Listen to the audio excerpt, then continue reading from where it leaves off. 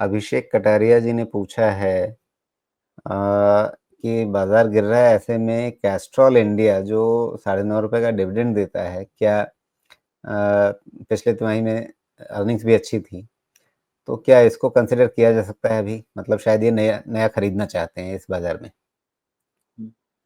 पहले तो बीच में इसमें बहुत अनसर्टेनिटी ईवी को लेके हो गई थी, जिसके कारण बहुत हाई क्वालिटी हाई डिविडेंड होते हुए भी बहुत हाई क्वालिटी अच्छा रिटर्न जनरेट करता है शेयर होल्डर्स के लिए, उसके बावजूद भी प्रॉब्लम। देखिए 9% डिविडेंड यील्ड जो आप कह रहे हैं वो प्राइस गिरा हुआ था तब था, अब नहीं होगा। तो प्राइस सब इसका रिकवर हो गया है। Castrol at current valuation is not bad, लेकिन वो वाला मज़ा भी नहीं है जो पहले होता था। तो मुझे लगता है कि अब का वैल्यूएशन जो है ना वो उतना अट्रैक्टिव नहीं रहेगा in terms of sharp price movements. अब रही बात सेल्स की, तो क्वार्टरली सेल्स आपका 7-8% के आसपास ही है, तो इतना बढ़िया आप इसको तो ना मानिए, लेकिन मार्जिन आपका 22 से 28% हो गया क्वार्टर का, इसको आप बहुत ज़्यादा इनकरेजिंग फैक्टर मान लीजिए। एंड ऑल्सो इसका 28-30% तक मार्जिन जाता है, which is very favourable situation to be in. अब इन्होंने 1350 करोड़ के सेल्स पे 271 का प्रॉफिट बनाया है दिसंबर में, और पहले मार्च क्वार्टर सॉरी हाँ मार्च 2024 में ऑलमोस्ट 1325 करोड़ के सेल्स पे 216 करोड़ का प्रॉफिट बनाया। तो ये बेटर कर रहे हैं, अपने आप को बेटर कर रहे हैं, तो आपको वैल्यूएशन भी बेटर मिलना चाहिए। अब इसके अगेंस्ट में हम प्राइस मूवमेंट देखते हैं। प्राइस मूवमेंट ऐसा है साहब कि कैस्ट्रल बहुत ही क्रिटिकल पोजीशन पे जा रहा है। 220 जो इसका 200 ईएमए है वहाँ पे आके अटका है।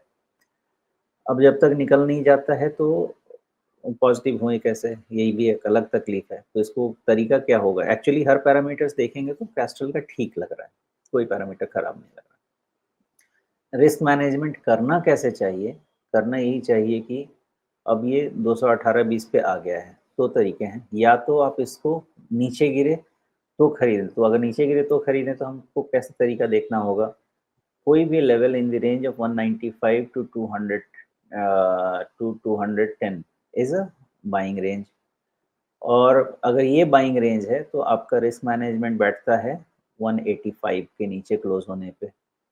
ये पहला तरीका हो गया। दूसरा तरीका क्या हो सकता है कि अगर 220 के ऊपर क्लोज दिया तो एक हो सकता है कि माइनर इंडिकेशन दे कि अब ये ब्रेकआउट ट्रेड बनेगा, और ब्रेकआउट ट्रेड बनेगा तो फास्ट मूवमेंट होना चाहिए। तो उस केस में जो मोमेंटम ट्रेड है वो 205 के क्लोजिंग बेसिस पे स्टॉप लॉस के साथ होना चाहिए।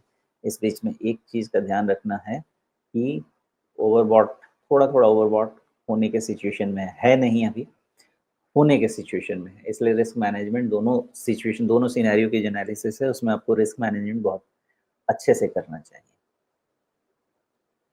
जी। ओके। तो जब ये 160 वगैरह के आसपास आ गया था, वो एक बहुत बढ़िया जगह थी। लेकिन सुमेश, ये आपने कुछ नोटिस किया है कि जैसे इसी आप चार्ट को देखिए, जब 160 के आसपास आया था, ये अपने 4 जून वाले बॉटम को छू रहा था, उस दिन का जो बिल्कुल एकदम पैनिक बॉटम बना था। तो क्या बाजार में बहुत सारे शेयर जो हैं, वो अपने उसी 4 जून के बॉटम को या तो एक बार टेस्ट कर रहे हैं, या टेस्ट करने की तरफ जा रहे हैं, या टेस्ट करके वहाँ से पलट चुके हैं? तो वो 4 जून मतलब एक पैरामीटर हो सकता है बड़ा, तमाम शेयरों की चाल को देखने के लिए, समझने के लिए कि उसमें कहाँ पे मौका है। ऑलमोस्ट वही हो रहा है, लेकिन इसका जो इसका भाई है, जो मैंने दोनों को एक समय में ट्रैक किया है, कैस्ट्रल और गल्फ ऑयल दोनों को, तो दोनों का मूवमेंट वैसा ही सिमिलर ही है। एक्चुअली ये एक समय में ना बहुत हाई क्वालिटी शेयर्स होते थे, जिसमें हमारा व्यू भी पॉजिटिव हुआ करता था, लेकिन इतना फ्रस्ट्रेट कर दिया इन लोगों ने, बिकॉज ईवी ईवी ईवी को लगा कि अब तो कुछ होगा नहीं इनका, लेकिन ईवी का ही कुछ खास हो नहीं पाया, और इसके कारण से इनका अच्छा हो गया। तो ये सब हैं, ऐसा है कि इन्होंने बॉटम्स मुझे लगता है टेस्ट कर लिए हैं। कैस्ट्रल को अगर भी मैं गल्फ ऑयल की तरह डेटा में डाल के देखूं, कैस्ट्रल में एक प्रॉब्लम क्या है नरेश जी, कि 220 के ऊपर इसको क्लोज चाहिए ही, और 3-4 दिन का क्लोज चाहिए। वो हो गया, 3-4 दिन के ऊपर उस क्लोज़ मिल गया, तो मुझे लगता है कि ये क्लीन चिट दे देगा और मान सकते हैं जो आपने बोला कि वो 4th ज़ोन वाला जो बॉटम रीस टेस्ट हो गया, वो फिनिश एंड ओवर। लेकिन दो 220 के ऊपर 3-4 दिन क्लोज़ होना बहुत ज़रूरी है।